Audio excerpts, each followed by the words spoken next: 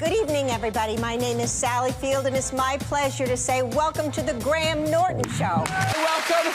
We've got a great show for you tonight, a fabulous sofa. But before we start, can I just say huge congratulations to Harry and Meghan. They're having a baby.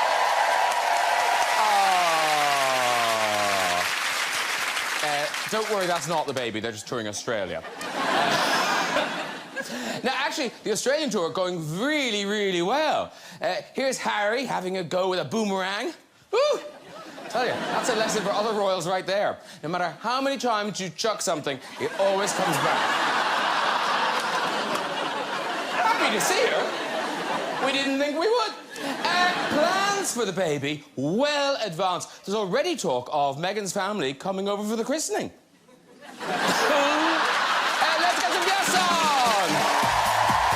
Later, we'll be talking to screen legend, the great Sir Caine will be here. And we'll have a musical performance from French pop sensation Christine and the Queens. Yeah. But first, he's the Emmy-winning star of Mr. Robot, who's about to hit the big screen playing the legendary Queen frontman Freddie Mercury. Please welcome Rami Malek. Hello. Hi. How are you? Lovely to see you. How are you? I'm really well. Hi. Rami Malek. There's Hollywood heartthrob as shown in Star Trek, Into the Woods, and the smash hit Wonder Woman. Now he's playing Robert the Bruce in Outlaw King. It's a warm welcome back to Chris Pine.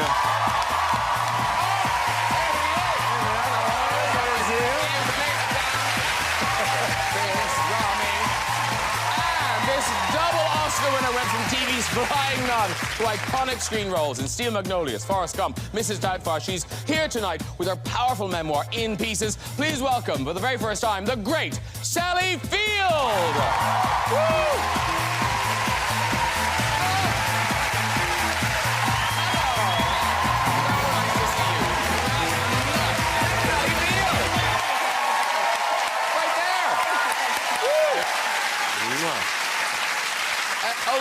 Bonding, kissing, lovely. Oh, trying to be gentlemen, you know. Sit down. You first. Yeah.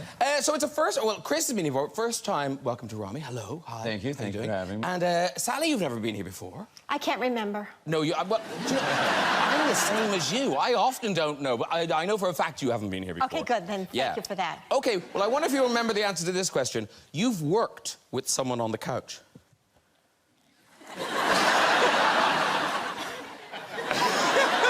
So my first... Were you 12? Well, no, my first... I don't know if it was my first... I think it was my first TV show was ER, and I had one line. Yeah? And I played drunk Valentine boy. And you were playing Maura Tierney's mother, is that right? I was. And I was on a gurney getting an IV. That was you! Oh, I knew you were talented. Lie. And also, actually, we figured out this out backstage, that one of my best friends growing up lives, or his family still lives in the house that Sally lived in Encino, California, off of Haven or...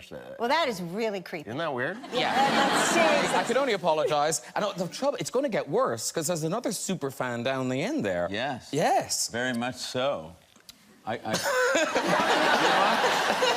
much? I grew up watching Gidget. Oh. I loved you in Gidget. Oh, there you are in Gidget. You don't seem old enough. Well, it was on as a rerun. It was, yeah. But I don't remember exactly what the show was about, but boy, I loved looking at you on the beach. It was everything for me. Well, thank you. Yeah. It was filmed in 1964, 1965, and I doubt that you were even a concept in anyone's mind. No, I hope not. No. But so many great roles, like Norma Ray and Soap Dish I Love, Steel Magnolias, Forrest Gump, just fantastic. But tonight, ladies and gentlemen, Sally Field, you bring us an extraordinary memoir, In Pieces. There it is. It is out now. By the way, how beautiful is that? Gorgeous. It's gorgeous. And it's a little light reading. Well, it's not light reading, but it's a fascinating story, and you know there's so many personal things in here. Yeah. And I understand the urge to to figure it out in your head and to write it down. But it is weird that then, like, yobs like me can know it. And, you know, people will read this and know these things about you. Yeah, yeah. compelled you to write it? That is. What compelled you to write it? Well, when my mother passed away on my 65th birthday, 7 years ago now, I thought that I had done all the things that you have in your head you're supposed to do to have those conversations and resolve whatever you feel is unresolved to this point. And yet when she was gone, I felt so deeply, really, just unsettled, an urgency about it, like there was something wrong, like I had something gangrenous growing on me, and I didn't know what it was, and I couldn't put the pieces together, and I didn't know why I was feeling this way, and that was the beginning of it. And I knew I had to find for myself what this story was, put the pieces together, because I had drug around my entire life, boxes and boxes of memorabilia from my life, for 40 years of letters and in my journals and Lord knows memories, and many times I had never had the courage to read them. I have letters from my father from 35 years ago, 40 years ago, that I kept with me, didn't throw away, but I never wanted to know clearly what was in them because I didn't feel I had the strength to know. So it was only in forcing myself to learn a new craft. Yeah. It took 7 years to learn a new craft that I went into these boxes of memorabilia, that I read these letters, and at the same time I would write, oh my God, okay, this is what it says, and I would be shaking and revealing and uncovering this information that I simply needed to know before I could ever move on. I would be 65 the rest of my life until I was dwindling and gone. Yeah. But the story you tell, on one level, it is your career, because that threads your life. But you do, as you say, share these stories, you know, being abused as a child, difficult relationships, your insecurities. And I don't know if you'll agree with this. What I was really struck was how important your work was. Yeah. It wasn't just work, that you found personal strength in the characters you played. Well, it wasn't even that. It was that when I was 12 years old, and I don't know how you guys found your craft or why you even ended up there. When I was 12, I was lucky enough to, in my junior high, I was lucky enough to have a theater arts department. And I was, came from a sort of traumatic kind of childhood, and I had put myself for survival in a sort of fog. But when I stepped on stage, and it wasn't even a stage, it was a classroom with all the chairs and desks pushed aside, I did my first scene, and I was 12 in 7th grade, and it was from Born Yesterday. I couldn't have been more wrong. But it was that some bell rang, and the fog cleared, and something electric, like a spark, happened inside me, and I was alive, and I could hear my own voice. I was purely alive on stage with that young man across from me, and I heard myself speak to myself. And it was the only time it had happened. It was just a flash, and then I went back to not knowing what to do with my hands and my feet. But my whole life long, I have spent, trying to search after those fireflies on the edges of my eyes, which is what led me through my entire life. Who are you? Who are you? You're a superwoman. I'm not. You guys are just young. That's all. You give speeches? I've been here a long time. Have you given more speeches about this? I mean, because I think it's very powerful what you just said about... More speeches. I've been on the road with this book for 2 months. Have you?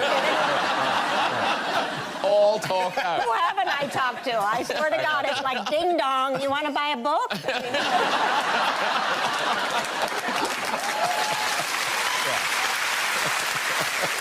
All right, gotcha. I'm flying through this version of it because I want you guys to talk now. Well, we'll let the guys talk, because, Rami, we haven't had this before. A kind of high school story, very interesting story, because you go to high school with your brother?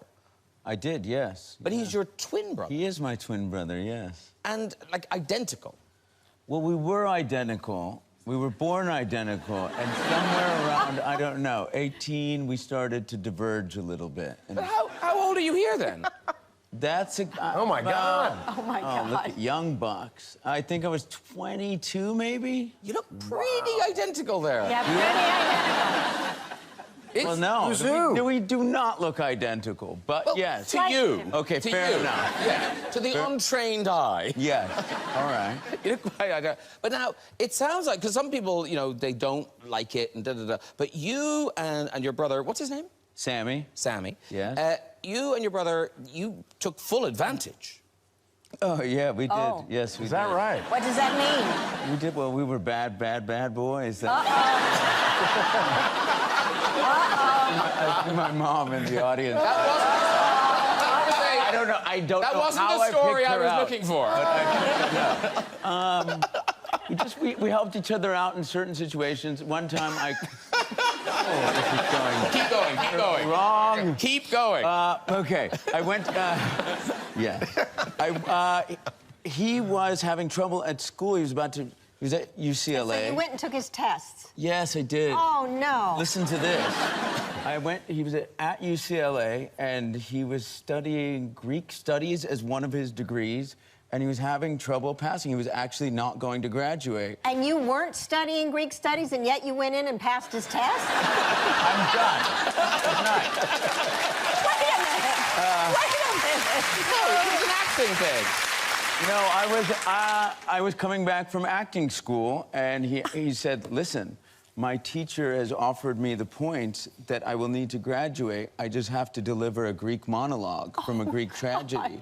He said, what are the chances that you know a Greek tragedy? I said, actually, I just did this my final year in school, so yeah, give me a shot. He goes, all right, tomorrow come 12 noon, black shirt, jeans, black shoes, and drew me up a crude map of where to go. He said, you'll pass by financial aid. You're going to meet Eduardo. Eduardo's kids are Luis and Melinda. All of the things, right? Heck of a package. Yeah. He goes, you're going to enter the room is 401. Just go sit, you know, it'll be a tiny room. Just find a place to sit.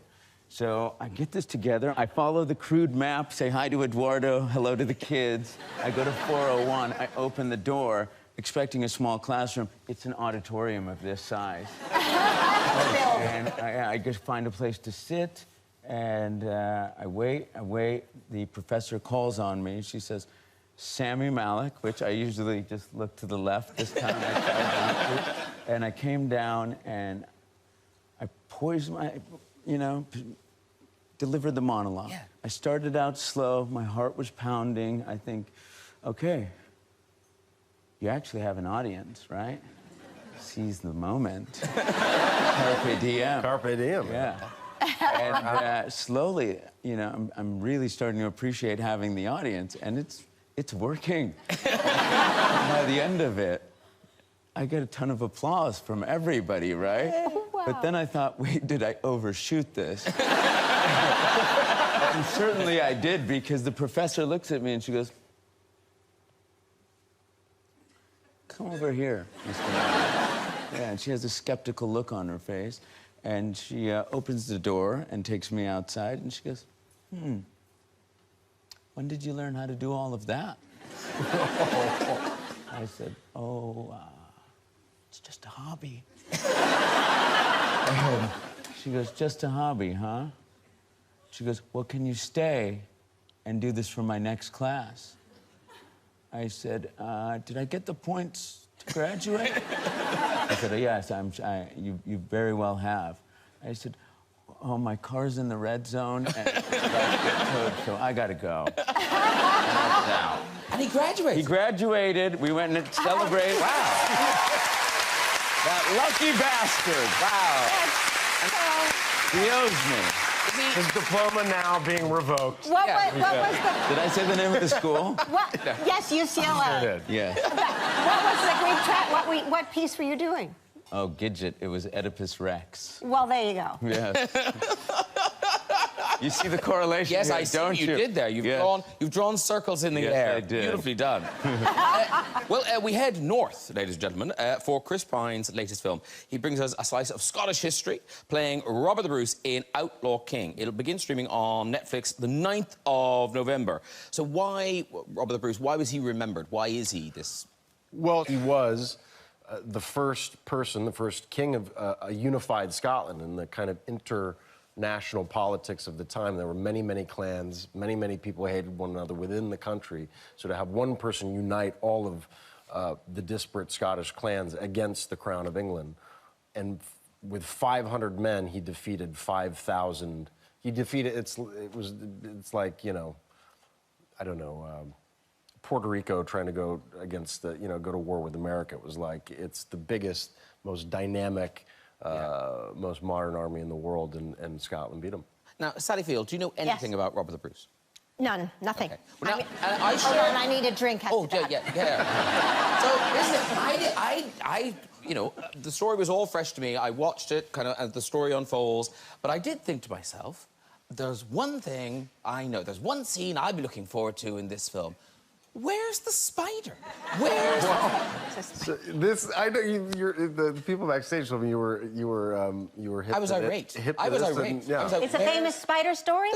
It's the only famous Robert the Bruce story is him and the spider. Well, so there's a story that he finds himself after a battle and he's been defeated. It is a very David and Goliath. I mean, the man went against incredible odds and got kicked to the curb, and his army was just absolutely, you know, had their butts kicked until they finally won. And in one of these low moments, he finds himself in a cave, and according to legend, he sees a spider's web and a spider in the web, and as he gets pummeled by rain in this small cave, and as the spider gets hit by rain, the spider keeps on coming back, keeps on coming back. It's essentially a story about perseverance, and you know, and in the face of adversity. And it was the spider that led him to that feeling of perseverance? This is the Yes, Sally. Okay. Yes, it was. Try again. Yeah. Do you all know the spider story, right?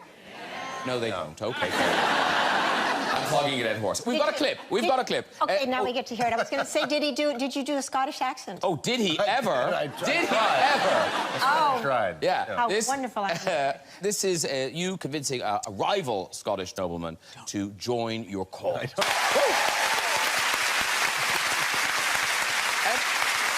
Scotland with Scottish actors. Yikes. Like, that's kudos to you. Yes. Yeah, I mean, I figured I would get crucified by some people for it, so I just went full tilt and tried to do it. I had a wonderful dialect coach. We filmed in Scotland entirely. Oh, great. And most of the cast was Scottish, so I had a lot of people to, you know, quietly whisper into my ear if they felt I was doing something. Did you stay doing the Scottish throughout? You know, I did. I don't consider myself, you know, Method act. not in that regard, but just by virtue of the fact that the motor of your mouth is doing it all day, that you find yourself at the pub later on, especially after a couple of drinks, easily floating into that. Also, you're hanging around with Scottish people, I guess, so it's it doesn't feel, it's not pretentious and wanky because you're not, you know. It is, well, no, it's most certainly pretentious and wanky, but I had, you know, it's either be pretentious and wanky to them or to the 40 million people that will see the film. You ever find yourself falling back into it randomly? It's funny, I do. So with it was a great opportunity. So every morning I would wake up, I'd work out, I'd get into the makeup chair, and they'd put this mullet on my head. Yes, you did. This mullet on my head. And we would just read Shakespeare for an hour. We just read Shakespeare over, and we went through nearly everything. So I find myself, if I'm casually reading Shakespeare, just that kind of record player will, you know, go back and play, yes, the Scottish accent. Wow. So here's Chris Pine. You do the accent, you get the costumes right, the look right. You're in these grueling, you know, conditions in Scotland, filming for months, and then you premiere the film in Toronto, and that's not what got attention, is it? Oh dear, what happened? Yeah, what happened? Well, so there's a scene in the film where Naked. I bear the through the full Monty. Yes. And that seemed to Well, yeah. seemed to gain a lot of attention. Is the full Monty the front or the back? It's What both. is the Kind of the full whole Monty? thing, man. It's both. You know, if you don't like one, you can try the other. It's all in here. It's all there. It's all in Different here. strokes for different folks, as it were. So it is incredible. So you do the Toronto International Film Festival, you know, which is posh. You know, it's big and posh. And these are the tweets. Oh, boy. These are the tweets from audience members. Chris Pine, full frontal, Outlaw King. That's pretty much my review. Yeah. Here's another one. This is a PSA that outlooking features an about Chris Pine's booty. A mere appetizer of the frames featuring his soaking wet full frontal nudity. Thankfully, Netflix has a pause button. You forget these things. There's an even better one that I think is Vanity And Fair. you've read It's them? like, oh yeah, they're effing brutal. There's one more in here. Day one of Took It Down. Until I've been seriously impressed by the performances of newcomers like Chris Pine's pubes and Chris Pine's penis. Well, there are a lot of intelligent people in the world. No, you know, I guess what struck me most about it is, my wonderful co-star Florence Pugh was. She's terrific. I mean, she's a powerhouse. She's already done incredible work, and I'm sure will do more. So she bears everything in the film, and no one talks about it. And I thought to myself, how interesting that. So does no one talk about the fact that she bears everything because it's expected of a woman to do that in film? Or that there's a sense of decorum that one wouldn't say that to a woman about having done that?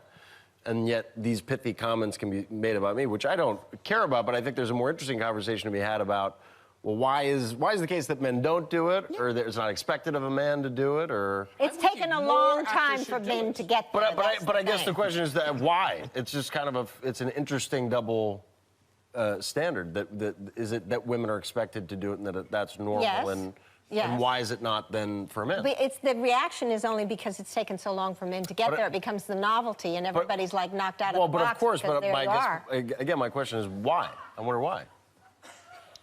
You wonder why why women were expected to be doing it from the get-go. No, but men why? not? Yeah, well, why not for men? Well, that's a big societal issue that we're like having to deal with right now.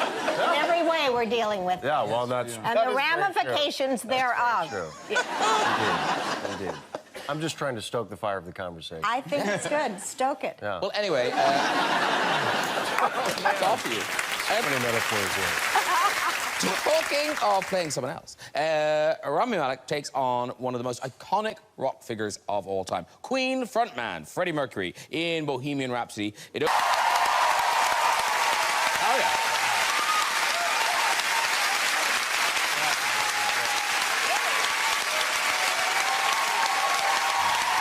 Good. Stop Loving it. it. They're loving it. Stop it. Stop it. Stop it. So this slice of the story, it focuses on kind of the rise of Queen, a kind of brief fall, and then that triumphant return at Live Aid. Yes. And is it true that was the first stuff you filmed? The first day was that iconic, possibly, I mean, voted maybe one of the greatest performances of all time. Yeah. And we shot that on day one. Wow. Yeah. I think it was kind of a baptism by fire, but it was a sink or swim moment where I thought, okay, this is just a test, so if I can't do this, I'm out of here. But the transformation is extraordinary in here, and a bit like keeping the accent up all the time. Did you keep the teeth in all the time? Crazy. Yeah, I had his teeth in because he has an overbite, a massive overbite, which he never wanted to mess with because he has 4-octave range that he said, I'm not screwing with this at all. Wow. Right, Yeah. So I had these teeth made. I was like you, I enjoyed it so much. I'm not a method actor. I'm a method actor, so let's stop talking down method actors. Okay. I have no problem with it. I'm just saying I'm Okay. not. All right, It's for the purpose of explaining the story. Okay, fine. I've worked with method actors that I absolutely adore, and we can go on about that. I'll tell you about this. Yeah, do. Right now. So you kept your teeth in. I kept my teeth in because I never get a chance to end every sentence with darling and dear, and Freddie does, and that's quite nice. It's nice being. I'd rather be Freddie Mercury for most of the day than be Rami Malek. Oh. You know what I mean? No. I know what you're saying by that, and I appreciate it. We must mention the title of the film, Bohemian Rhapsody, and it is such an iconic Queen track, as well as that incredibly famous image. You all know the thing. And we thought, because there are 4 of us, and we have studio lights, how hard could it be to recreate this? How hard? Well, you two just need to sit where you are. Great. You don't need to do that. Cool. You need to get in here, just crouch a little bit. Just a tiny And you little have bit. wigs and stuff, or what? Oh, if you want a wig, I've got. I mean, wow, Mr. If you got wigs? You got wigs? I'm getting Let's it play here. dress up. Yeah, you get fine. down. Just crouch you I'm down there. sure we can do Who's this. who in this? I'm not really sure. This is Freddie's in the middle here. Freddie's in the middle. And then, so... This is happening. Okay. I'm feeling I'm the wrong gender here, but I'll go with it. No. Do you want a wig? You can have a wig. Okay, pop a wig. You don't need a wig. I could use a wig. No, I you mean, don't want a we wig. could all No. use a You know, wig. you'll wreck your hair. Rami, Don't. you want the wig? I don't want the wig, no. I've been wearing wigs for about 6 months. I'm done with wigs. Brian May's at the back. Blonde, you better have a wig. Yeah. Well, wait a Okay. minute. Then there's no wig. Out that way a little bit. This is all- And then you come this way. Okay, here we go. We good now? No, we're All right. not good. I have not to in do any this. way. Okay, you just stare straight ahead at number 7. Right. Okay, are we all ready? Are we all Hi, in? 7. Are you Wait a crossing your minute, arms? where's the Okay. picture? Are we singing Okay, the number 7, song? straight there, straight ahead. Straight ahead. Number 7, right there. See it? Okay, here we go. And change the lighting. Perfect. Beautiful. Incredible. I just want to stay here for the rest of the evening. Yeah, don't we all? Me too, Sally. Right, time to meet our next guest tonight. He is another double Oscar winner who starred in Zulu, Alfie, The Italian Job, Educating Rita, and the Batman trilogy. Now he's sharing some words of wisdom in his new book. Please welcome Sir Michael Caine.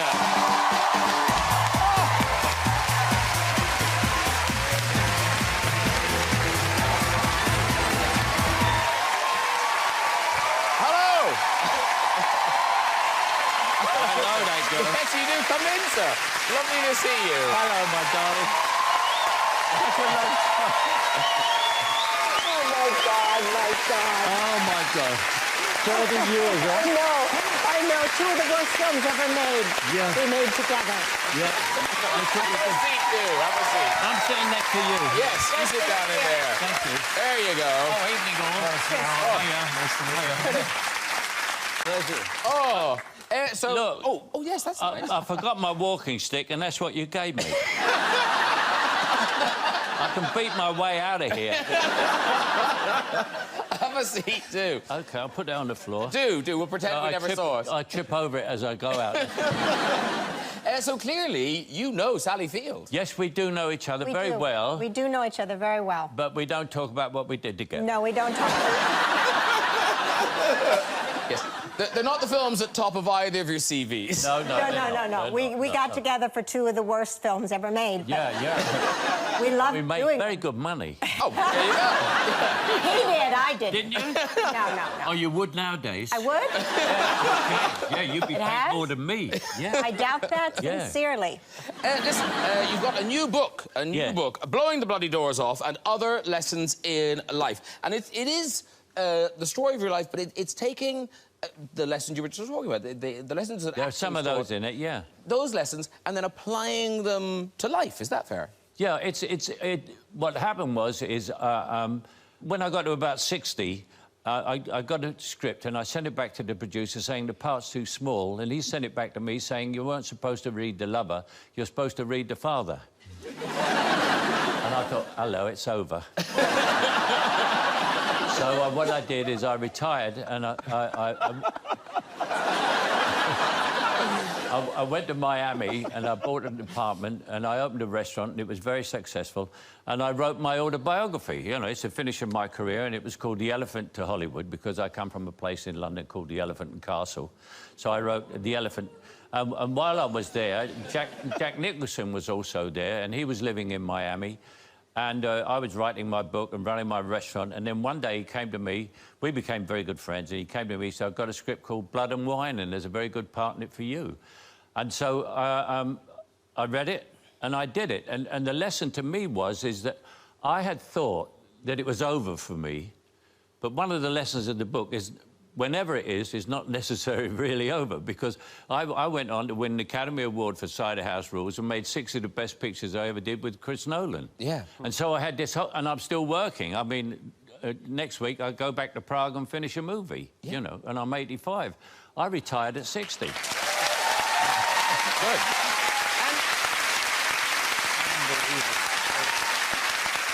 And I suppose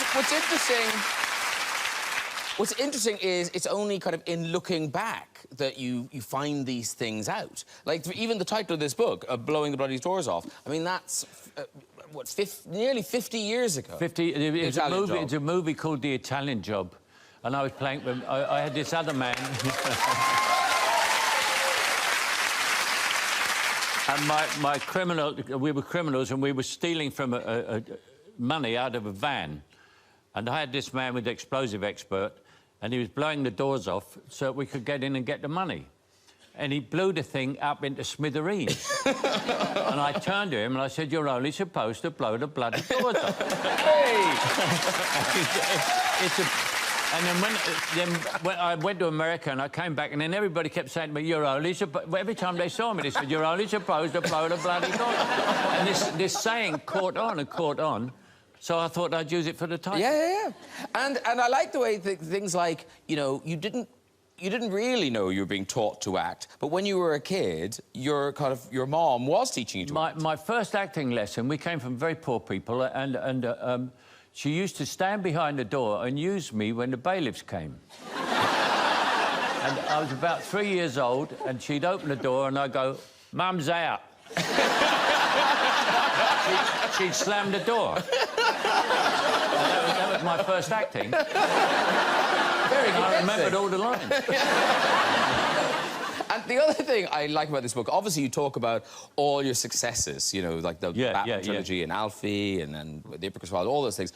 But you spend just as much time talking about the films that didn't do quite so well. We only did two of mine. I did about 30. But you do talk about, like, that you don't regret any of those films. You learned something from everything. No, I learned things. I mean, one of the worst films I did was called The Swarm. I remember it. I paid to see that. Yeah. I'll give you the money afterwards. Thanks. And The Swarm, and I'd just gone to Hollywood. I'd done Alfie, and Shirley MacLaine had seen me, and she was a big star, and she had a choice of leading man, and she brought me from England, and I was in Hollywood, you know, and I made a picture with her called Gambit, which was a success. And then they offered me a film with Henry Fonda and Jose Ferrer, Olivia de Havilland, and Fred McMurray. And I thought, bloody hell, this is fantastic. And they said, "Will you do it?" I didn't even read the script. I said, "Yeah, I'll do it." And it was The Swarm. and the first inkling we got of how bad it was is we got this special situation where all the ceiling was swarmed with bees. And me and Henry Fonda were doing a scene underneath it. And as we were doing it, we saw these little black specks on our shirts, you know, and we looked up, and the bees were shitting on it.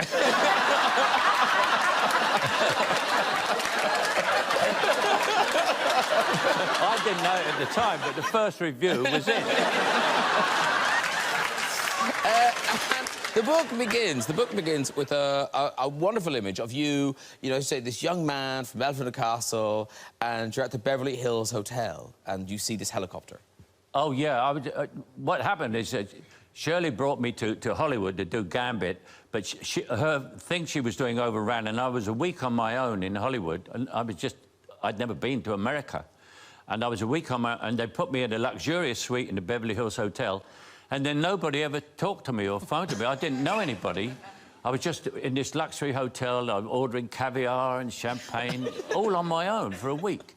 And in the daytime, I used to go down to the lobby and sit in the corner to see if I could see any stars. Oh. Yeah, and one day, a helicopter landed and all the flowers went up and the beds outside, up in the air, and in walked John Wayne in a complete cowboy hat. No, just like that, look. Yeah. Just like that. And he was registering in the Beverly Hills Hotel, and he looked up and he saw me in the corner.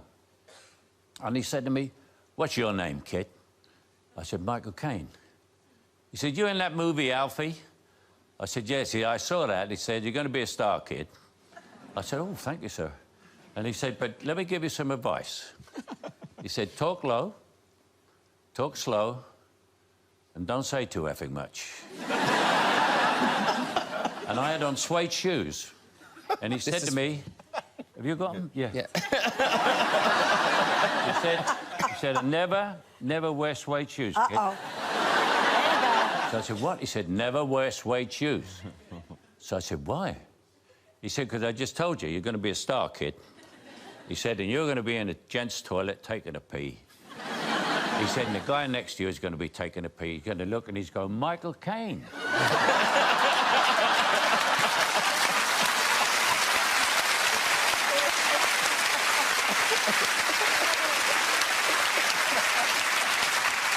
He said, and then he's going to pee all over your shoes. So Michael Caine, everybody. Really good. You like that? Really good. It's music time. Her debut album made her a global star with songs like Tilted and It hitting #1 around the world. Now this French pop trailblazer is back, performing her new single, $5. It is Christine and the Queens. Amazing. Rachel, come on over, dude.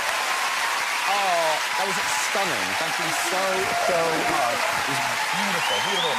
Come meet everybody. Rami, Chris, Sally, Michael Caine. Hello, my favourite. Wonderful. You're on my iPad. No, have a seat. Yes, we're just discovering. So Michael Caine, big fan. We have... I've got her on my iPad. Every time I get miserable, I played it. The last song you sang on Jules Holland. Oh, yeah. You don't need that anymore. We don't need that. Oh, I don't? OK. No, you don't. Yeah, you get. I'm done singing. Yes. Yeah, so that song is off the current album, Chris, which is out now. And now, is it fair to say, so, like, this is you. You did everything on this album. You kind of controlled, like, yeah. Yeah. More than before? A bit more than before, yeah. I produced it completely this time, so, which means I made all the music and how it sounds is exactly how I wanted it to be this time. I think I just needed to take that leap of faith for the second album. It was just a way also to prove to myself that probably, you know, I could do it. And it feels satisfying for that. It's really personal. This is why also it's a really intimate album. And this is why it's called Chris, actually, because Chris is like it's like my nickname, so I'm kind of pulling you a bit closer to who I am. Oh, OK. And you're one of those rare artists where, you know, you listen to the records and you enjoy it, but visually, the performance just adds layer and layer upon it. Like, so, is that all you, or other people involved in the staging and things? This time I'm collaborating. Oh, check I know. you out. I'm collaborating with a French collective called La Horde, The Horde, for the dancing, because I did want to work on the dancing is such a huge part of my thing. Michael was waiting for you to... He kept saying, she's going to move more, she's going to move more, you watch, she's going to move more. Is she moving? She's not moving. On that track, it's true that I'm kind of like the center of a ring, but I'm not moving myself. But because I kind of wanted to work the space and the dance differently on that record, and sometimes it's not like a classic pop routine, but it has to... I'm searching for emotions, but a bit differently also. And so this time it was a collaboration with this collective that works on more contemporary dancing, but loves pop music also, so it's kind of like the perfect meeting point. Yeah. Well, that was a stunning, stunning performance. Thank you so much. Christine and the Queens, everybody.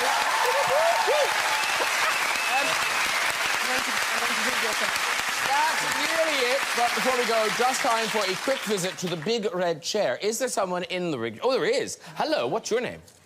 Hi, I'm Caine. Caine. And where are you from, Caine? I'm from Northern Ireland. Northern Ireland? You've lost the accent. I said she's lost the accent. Have you been over here long? I've been in London for a long time, yeah. Since you were a baby? Since I was 18. OK, off you go with the story.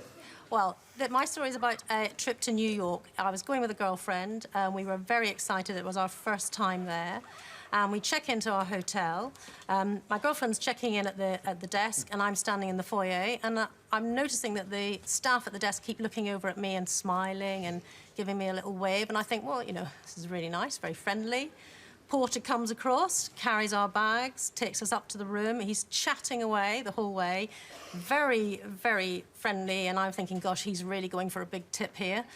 We get to the room, he puts the key in the door, he looks at me, and I swear he was contemplating carrying me over the threshold. But anyway, we go in, and I'm rummaging around thinking, gosh, you know, how much do we tip him? He's so nice. And I go to hand him some money, and he goes, oh, no, no, really, I insist. It's totally my pleasure. And I was thinking, well, this isn't what we normally expect. And he said, no, I'm your biggest fan, Miss Field. It's a weird You can walk, Kareem. Go and walk. Walk. Wow.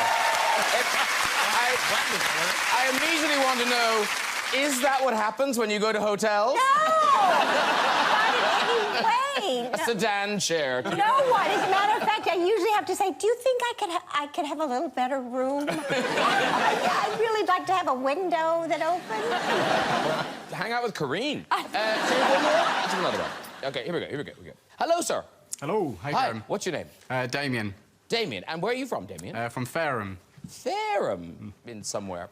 And what do you do in Fareham, Damien? I'm an oak frame building designer. He's an oak frame building designer. They're good. Excellent. You can't go wrong. You can't go wrong, Michael. I've seen them. Off you go with the story, Damien. So I used to do Irish dancing competitively when I was younger. believe it or not. Competitively? Yeah. The way you can do it.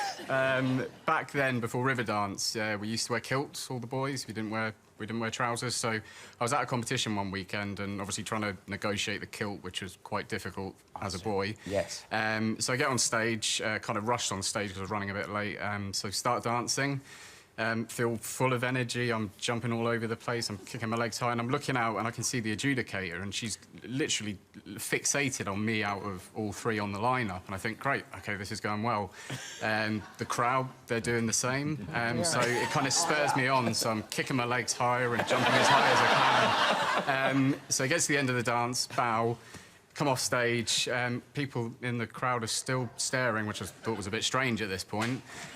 So I start walking towards my mother, who's in the corner, and as I do, she's got a hand clenched really tight. So I get closer and I said, all excitedly, Mum, did you see? And she said, yes, I saw, everyone saw. Like that. And she opens her hand slowly, and it was my underpants.